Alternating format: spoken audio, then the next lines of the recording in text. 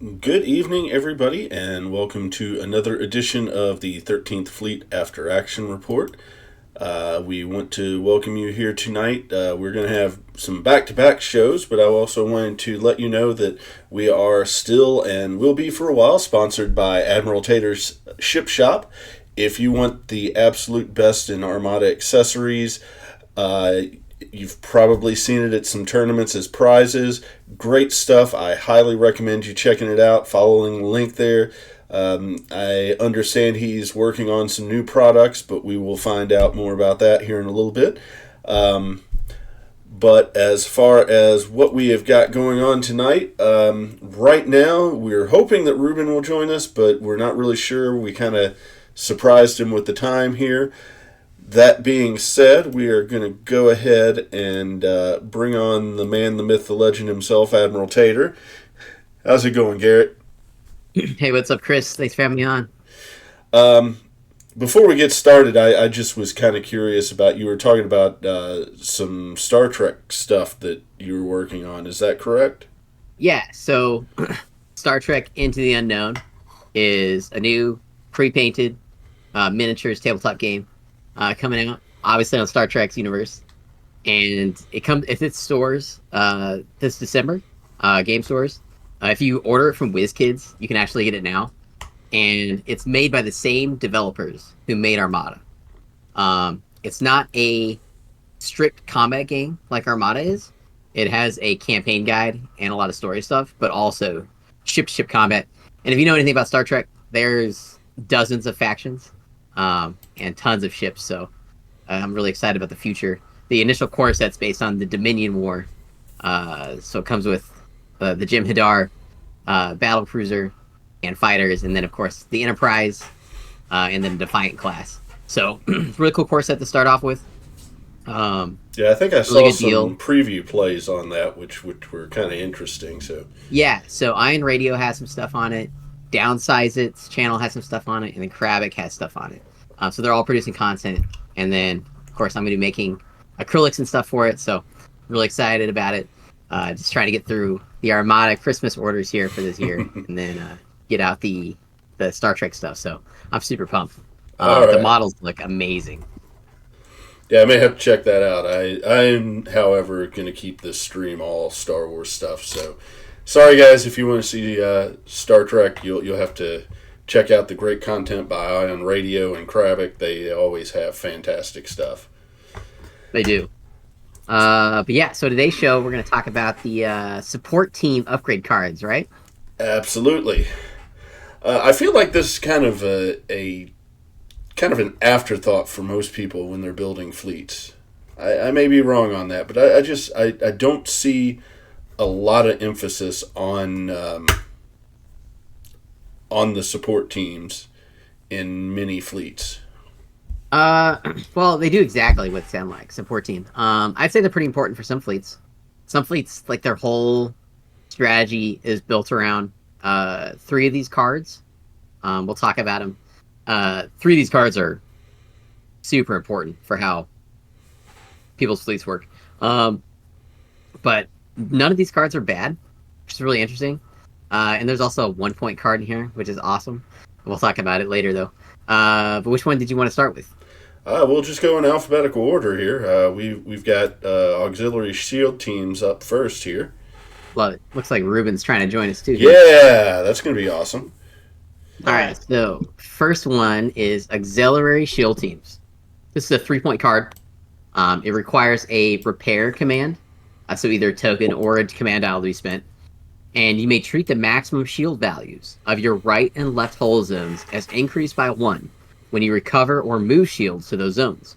If you do, the number of shields in each of those zones cannot exceed a maximum of 4. So this is a really cool card to put on things like the Magnificent, uh, because the way it works is, it takes those shields on the sides that are 3 and 3 to 4 and 4. So that way on the front it's got 4, and then each side left and right have 4. This is a good card to take with ships that have engineering value of 4. That way you can do this action in 1 turn without having to have a token and a command, like if you have a value of 3. It's It's a versatile card. Usually for generally smaller medium ships that can take support teams. Yeah, it's good. I'd put it solid B tier. It's above average. Something crazy essential, but it's neat to add an extra shield on each side. And it's not terribly expensive for what you're doing. No, and you can use it repeatedly. You can't keep adding shields, right? It just lets you go up by one on left and right. I've tried to use this on things like Nebulons. It's not that great, but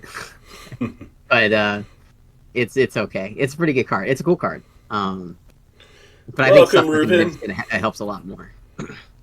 I made it. Yes, he's on. He made it. We're talking about auxiliary shield teams. What's your favorite part about auxiliary shield teams? My favorite part of auxiliary shield teams is that it gives you 2 shields that then you can move around. So if you've got your ship, think of an ISD, right? So 4, 3, 3, 2, and if you aux shield teams it, you would have 4 on each side. So you're getting +2 shields, more than you would have, which means that you have more potential shields to move when you do the move shields around part of the engineering tile and token. So it makes your whole ship 2 more points harder to kill. I really like it on the Rebel Providence. I played Rebel Providence with aux shield teams with Starhawk, and let me tell you, missing that trigger probably cost me. It was one of the things that cost me a shot at day 2 in my last round game. So the difference between apparently Dictor approves this upgrade. Yeah, I mean, it's no reason not to. Yeah. Reuben's right though. A lot of people have this card, and I'm guilty of it too. I'll just forget to use it sometimes, which is really silly, but it just happens because it's not a regular action in the game of Armada. It's unusual to do. Mm-hmm.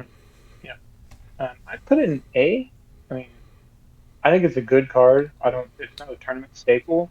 I think it's one of those things that's undervalued in the game because people prefer we make tanky ships with defensive retrofits, and other than that, we use offensive firepower to kill stuff instead of being defensive. So we don't see a lot of off-shield team because it's also in a weird slot for what it does. Yeah, I shoved it in B because it's above average, and it's good, but it's not game changing usually. It can be, 2 points. A lot of people live or die in Armada by 1 point of damage. So yeah. What do you think, Chris? You got any additional thoughts? I think I would lean more towards A simply because it is something that can be replenished. So I mean, it's a continual extra couple of points there. So you soak it down, but then you spend the engineering point and you get it back, unlike a whole point. So yeah, I maybe low A, but still I would say A. Yeah, it's versatile. A good card. Mm-hmm. It's in the top half of all these. Now, something that probably is not in quite as high esteem there is the Battle Droid Reserves, which I think is unusual in that it is the only faction-specific support team. Yeah, I actually forgot that was a card. I forget the card every time until I'm looking to build a fleet. Where's that at here?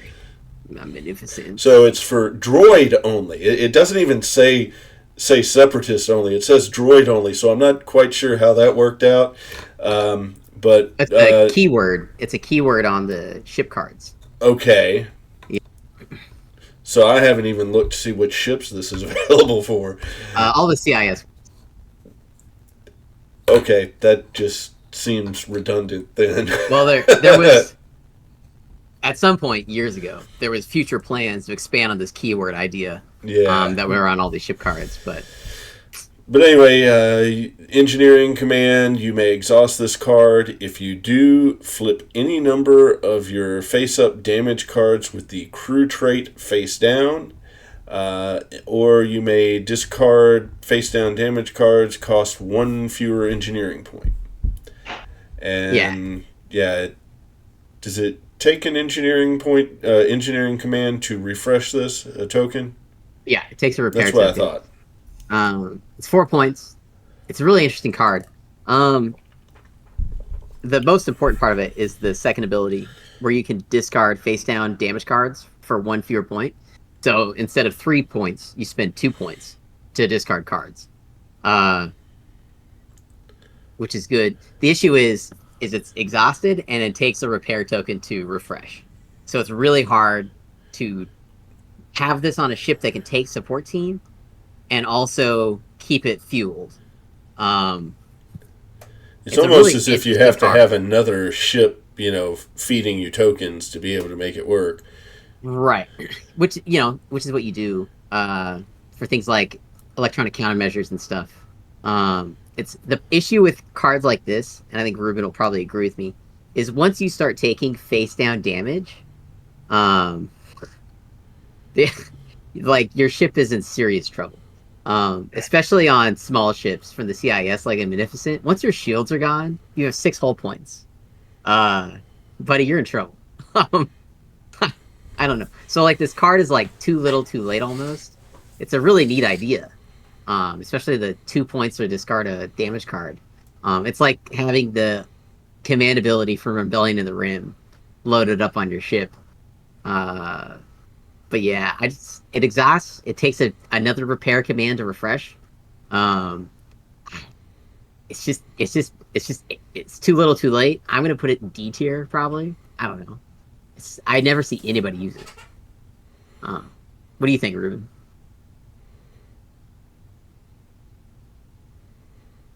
I don't know if Reuben heard us. I don't know. He might have. I had to jump off the old Wi-Fi here. So. Oh, there we go. Oh, you sound much better.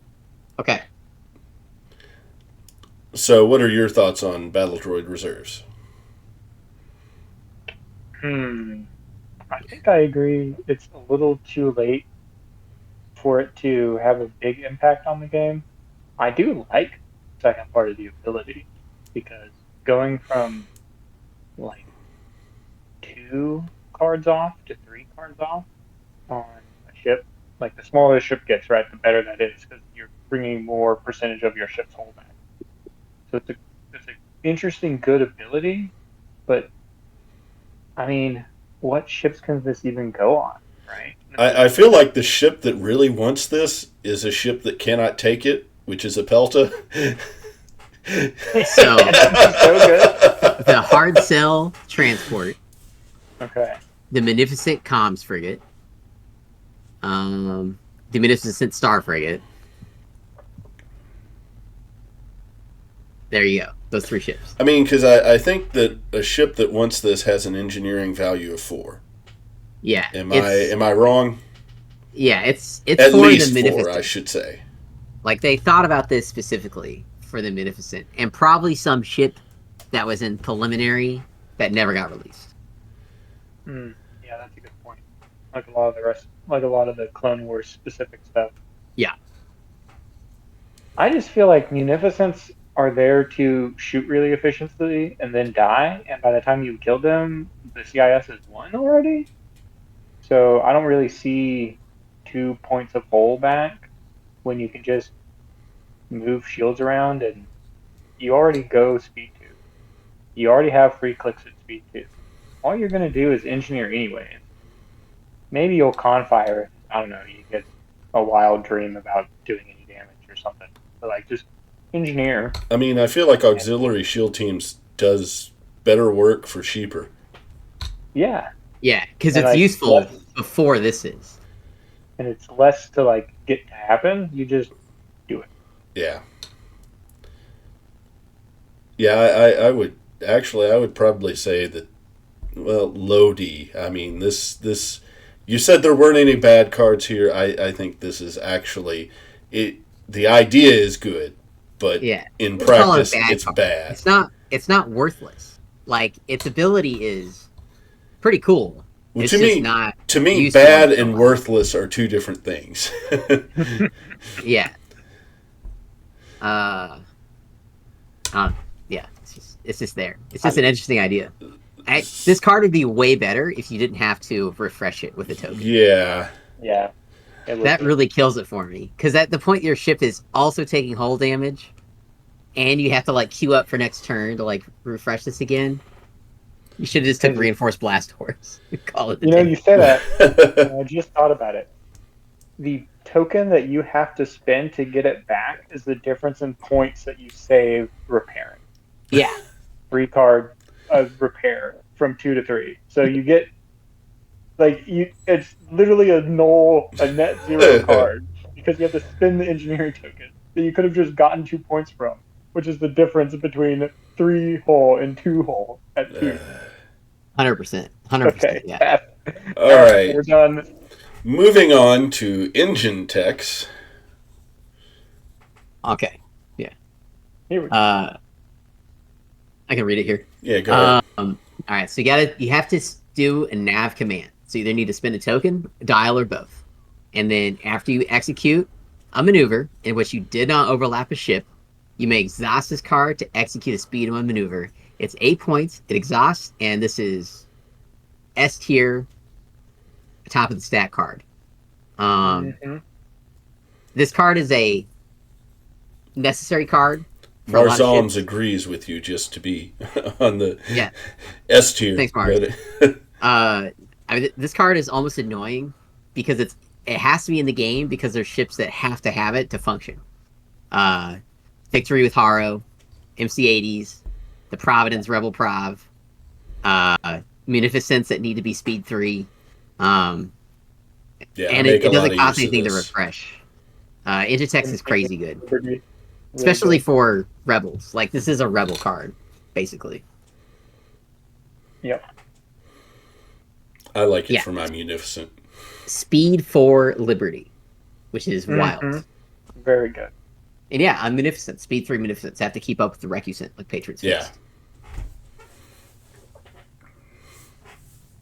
I don't think there's any argument here. We're all like, S tier. S tier, no notes. The only thing... Even at 8 points, S tier. You would take this thing at 10 points. It's that good. Mobility wins games, period. Doesn't matter what game you're playing. Yeah, movement is life. That is something that I have had ground in me from the moment that I started playing tabletop strategy games. A little bit of... Go ahead. Sorry. No, you go. I was going to say that was when I started playing Warhammer many years ago. That's part of the reason why I liked Eldar was because of the warp spiders and their movement was just sick. What I was going to say was a little Armada history. There was a time, like 8 years ago or something now, but you could play with Demolisher, the Gladiator tile, with engine techs on the ship. And the way the rules worked was you could move, shoot, engine techs, and then shoot again. And on top of that, it was before they changed the card text, and you could ram somebody, and then engine techs ram them again. So it was pretty crazy. But yeah, now it's much safer, and I think it went up in points too. It used to be cheaper. But yeah, the old demo with this was pretty heinous. Still so worth it. Yeah. So up next we have engineering team. So when you give an engineering command, you gain 1 additional engineering point. And it is 5 points. Yeah. I mean, it's pretty straightforward. Yeah. Well, you'd say that. People interpret this wrong, though. Really? They imagine it changes. As newer players, they look at this card and they think it increases your engineering value by 1, instead of giving you 1 more point. I encounter that a lot.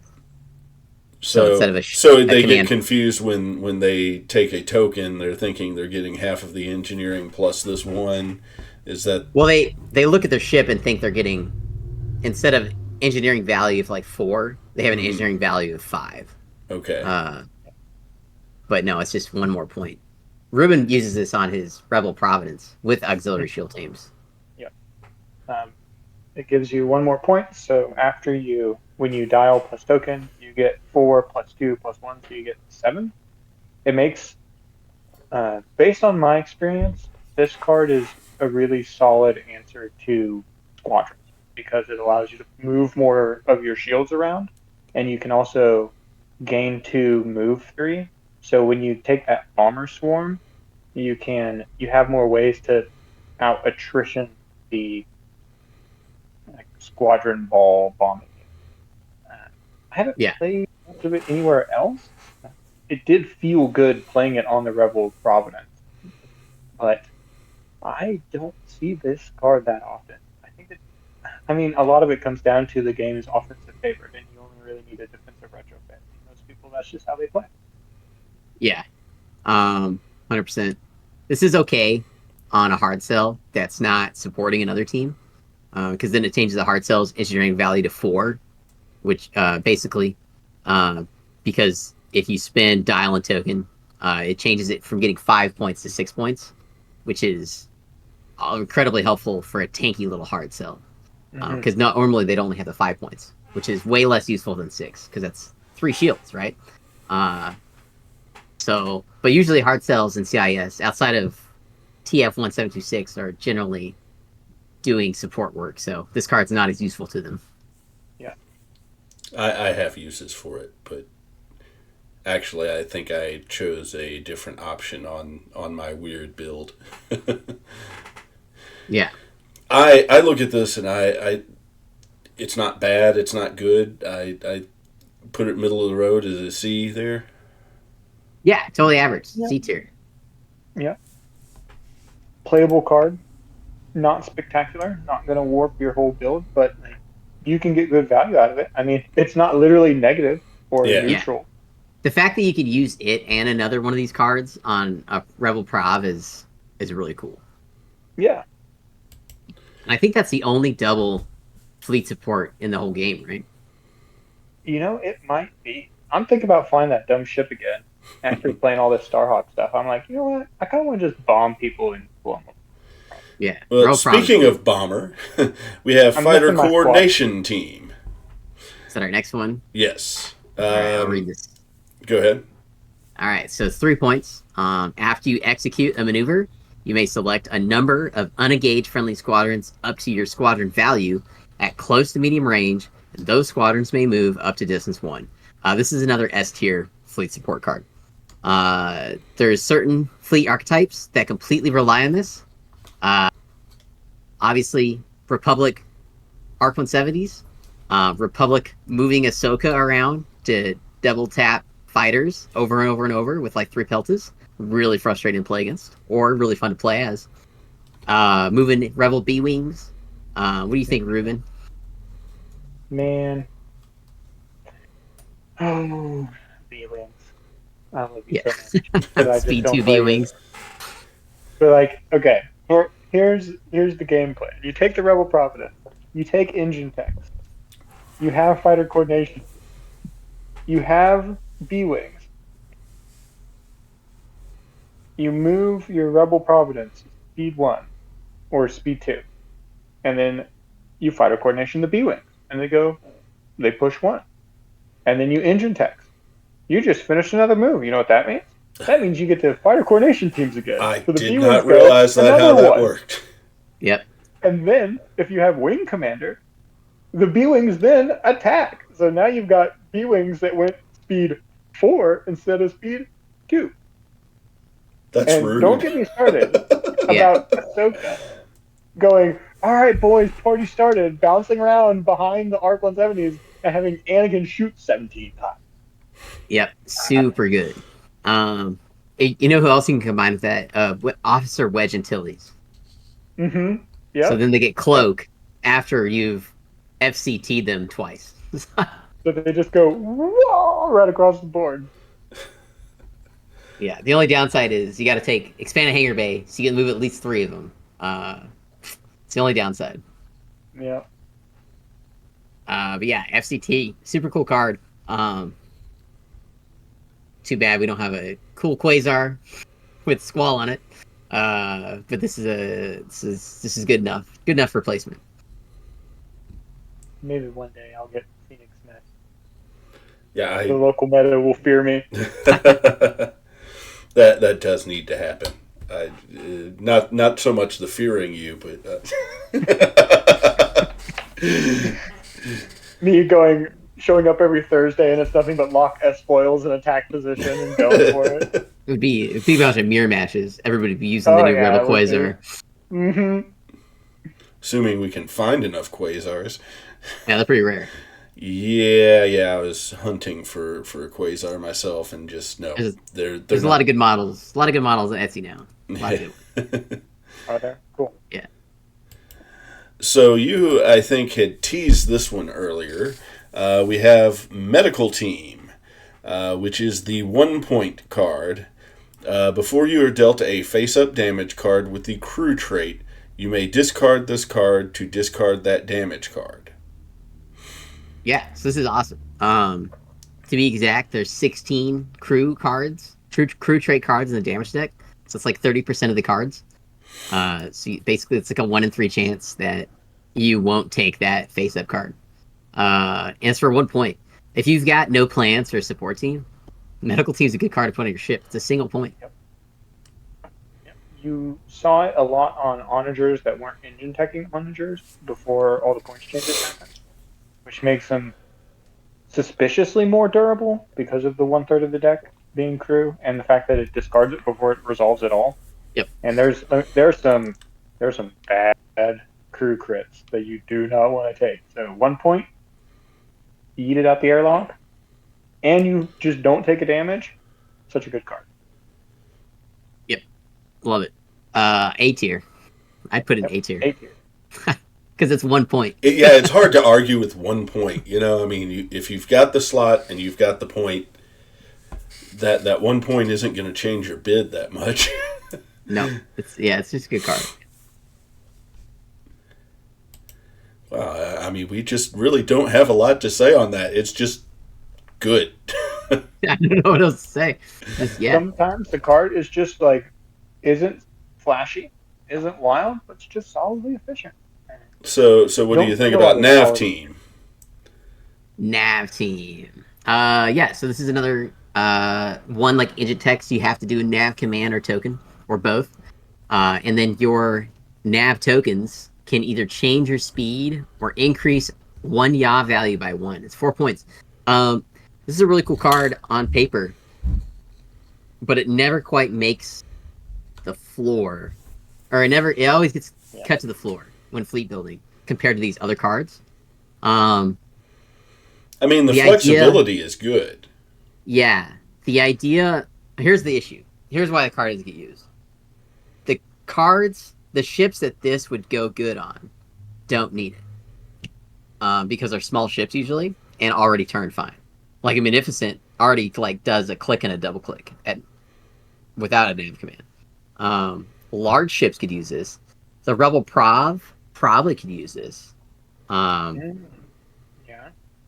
Because it's got the 2 slots. But everything else this can go on, it doesn't make a big difference. That's my thoughts. I would say I'd put it in C tier because it works, but there's not a lot of applications. The only ship I've legitimately built with this card on it is the Liberty because it's so underclicked that if you don't want to go fast, you make it fly like a normal large instead of going really fast. But most of the time you just say, well, I'm going to fly the Lib really fast because it's better to not get shot at all because you're out of their primary arc than trying to bend in a weird way that they would expect anyways, because when you get nav teams and you have a navigate, you're just maneuvering how a regular large would just maneuver anyway. You're not doing anything special. Yeah. Yeah, totally agree. That's a good, Liberty, because it's a large ship, it needs it. Mm-hmm. I'm trying to think if there's any other ship that really would take advantage of this. I mean, Providence for the well, I don't know that they have the slot for it. No, I don't think so. Look here though. Like I said, most of the ships that can take support team that would use this don't need it. Don't have a slot for it. Providences don't. The only ships are the Moonies and Heart Cells. I mean, this has got a potential use case on hard cells, but then you'd be wasting a lot of your token management on supplying this to your hard cells. A hard cell's a one command ship, so you're navving anyways. Yeah. Unless you're doing maybe like a TF build and want Confire, then you could maybe take the nav team. It's not a terrible idea actually. You still got to queue up nav tokens somehow. I guess you could take your Tykes and Runhako to do that, but you spend a lot of points for like instead of just navving. Yeah, I agree. C tier. So I just always like to try to figure out, a point at which some of this would be useful, and I'm not saying it's not useful. It's just I'm not seeing anywhere where it's really changing the state of the game all that much. Right. Yeah. Which is weird because it's a nav based thing, which is super important. But there's so many other ways to do what it's doing that this card doesn't need that spot taken. Yeah. All right. Well, we've only got one left actually. And that is Projection Experts. With an engineering command, you may spend up to 2 engineering points to move that many shields from your ship to a friendly ship at distance 1 to 5, and it is 6 points.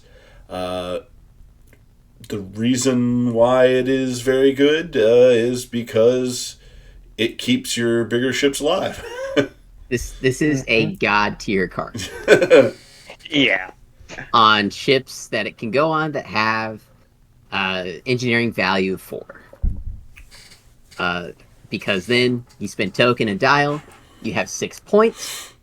You spend 2 points to send 2 shields to your big ship, and then you spend your other 4 points to get back both your shields. And perfect math. Yeah, this card is essential to like Republic fleet building. This on a Pelta turns 2 Peltas with projection experts on it turn a Tranquility Venator into almost unkillable if they get the timing right with repair tokens and parts resupply and all that. And Marzones is telling us Republic Pelta approves this card. Yeah. What do you think? What Rebel applications? I don't see this as much in Rebels. You really don't. You see it a lot in Gar. You see it a lot with you used to see it before Watt Squadron came out with projection experts and Watt Tambor on hard cells or on munificence to push shields around.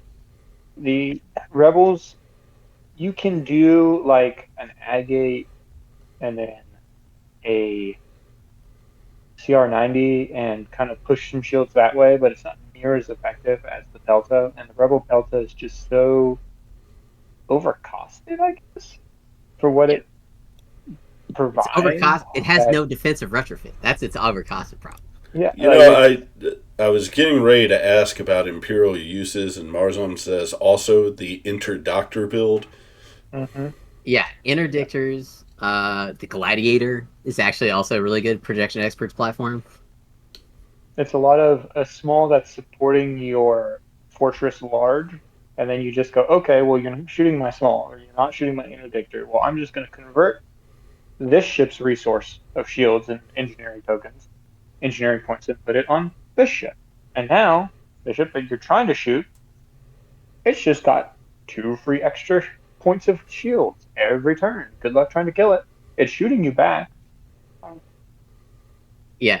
My favorite, if I had to pick a Rebel one, it's where you take 2 of the MC-80 home ones.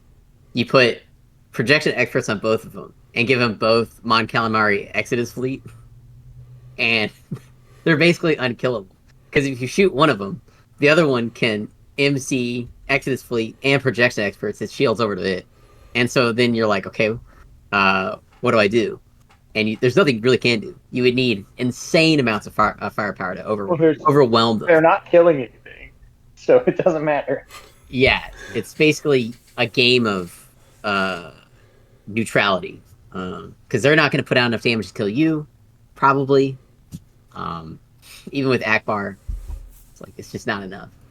But But yeah, There if you needs really to want be to a repair whale it, around that you can watch to get your victory points off of it. So Right. yeah, that's what I was getting ready to ask. So what objectives are you running with that fleet?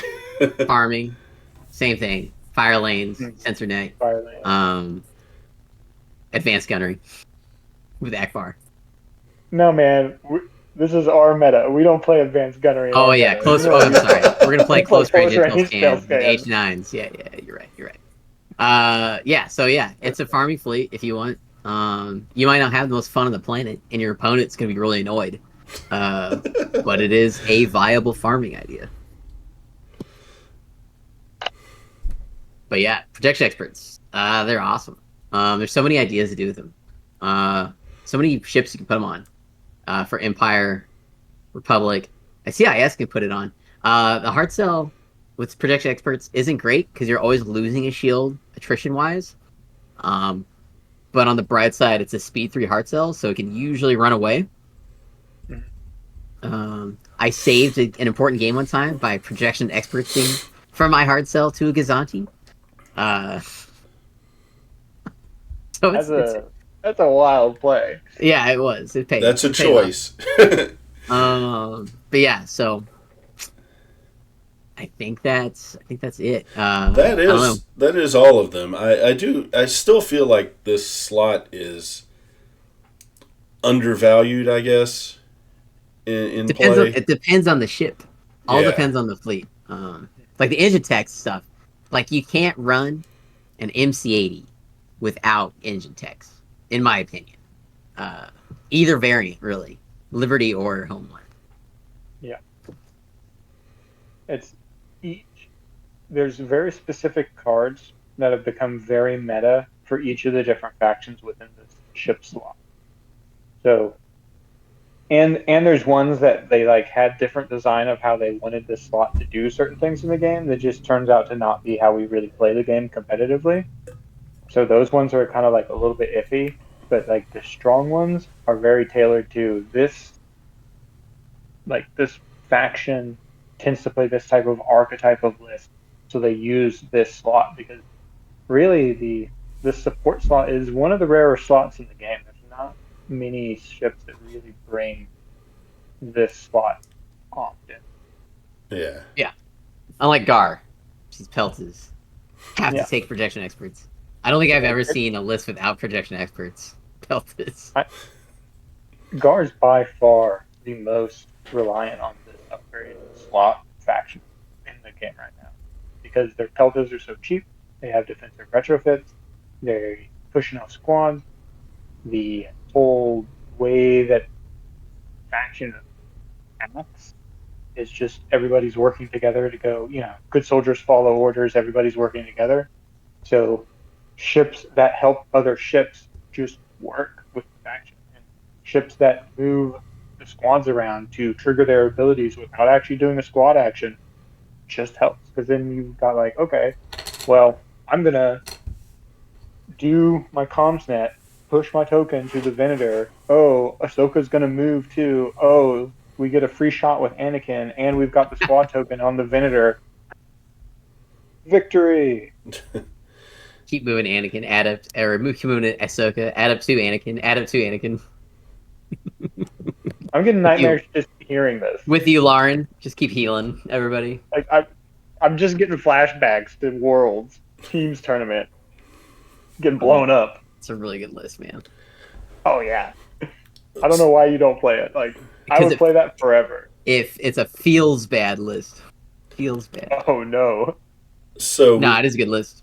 We've got some time left here, and I think this is probably a good point to talk about what we've got going on for the rest of this year and the start of next year. Because, of course, this is the holiday season. Things are kind of crazy, and we've got a lot going on. And I know some folks don't follow the posts on Facebook or on Discord, so I think it's a good chance to let folks know what kind of chaos is on the way here.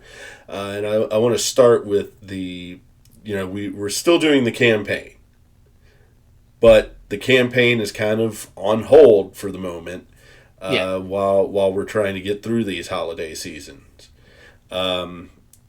are we planning on starting that early January, or when? What's the goal there? Probably. It's probably the most accurate time uh, as of now. Maybe that next Thursday after New Year's, maybe the week after. I'm not really sure. Like, we got to herd so many cats back together and figure out Yeah, where our, people are after the our 8-player holidays. campaign. I Yeah, also want to Yeah. say it's now October 70th. It's October 70th, yeah. I also, what's really funny is we've gotten more updates from AMG about this update than we've ever gotten about anything in this game. They've responded, I think, 3 times now that they're still Oh, have working on they? it, which is really funny. Yeah, on Facebook, on the official Discord, it's somewhere else. I think maybe it's just twice. But I was shocked. I was like, wow. Well, they're getting lit up, so you would think they would say something. Yeah, I was surprised. So they're still working on it. I don't know what's wrong. So, whatever. October 70th. There we go. No, Yeah. let's be honest though. Anybody who works knows nobody does anything for the next 3 weeks at work, basically. And I'm sure they're no different. I don't blame them. It's Christmas time, okay? So we probably won't see anything till January. So it's gonna be like October 120. I mean, we'll get it when we get it. We're having fun. I just so hope it'll it's happen when it happens. at least 3 months before Worlds. So like January 26th.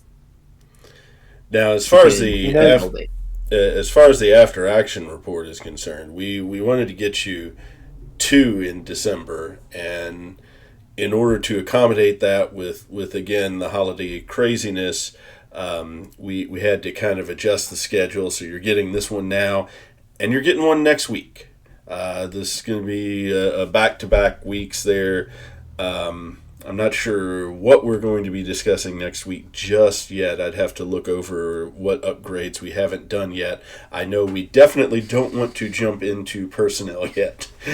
But there's like because we're going to have to break that up 5 somehow. Yeah. You do 5 episodes almost, actually. Yeah, and I don't want to start that until next year. Some of these officers will take like 10 minutes per officer to like discuss how they work. But then, in order to get back in sync with Nick's schedule, because we really, really want Nick back on the show, we love having Nick with us. In order to get him back into the loop, we had to kind of push back a little bit when the first after action report of the new year is going to be. So it is not going to be the first Monday of January, but it's going to be the second Monday of January when we come back from the holiday break. So I hope you guys enjoy the holidays as much as we're going to enjoy the holidays. As far as Thursday Night Armada is concerned, though, we should, next week this coming week we should be good to go. Christmas week we definitely will not have a Thursday Night Armada. Probably not. And I'm not looking at a calendar right now, so unfortunately I can't see what dates the Thursdays fall on to determine if... December 26th would be Christmas Thursday. Yeah. Okay, It would so be then right January after- 1st would be also a Thursday. January 2nd. January 2nd. Well, we might have a January 2nd. Yeah, I don't see why not. Yeah. Look, keep running the new year the right way. Yeah, take a look at the Facebook page or the Discord, and we will let you know whether or not we're going to have Thursday Night Armada on that week. Fingers crossed, but that will probably be still a 400-point build for that. Won't be quite ready to jump back into the campaign yet. I don't even know where we are with the campaign.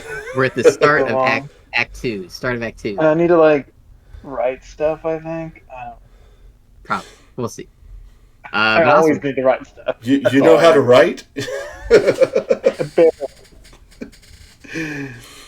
I know. I know. I also need to change all the text from blue and black to just black because at this point it's all just blue. For our rule book, yeah, for sure. It sounds like you've made a few changes. Man, this has been quite the. I don't know. I wouldn't call it a Pandora's box, but the little snake the worm fireworks where they just keep growing and growing and growing. Yeah, it's turning into a totally This is different campaign, a totally different thing. which is totally fine. But yeah, Suddenly, I'm envisioning that really, really, really old episode of South Park where they make the world's largest fireworks snake, and the mayor comes out. We're sorry, our bad.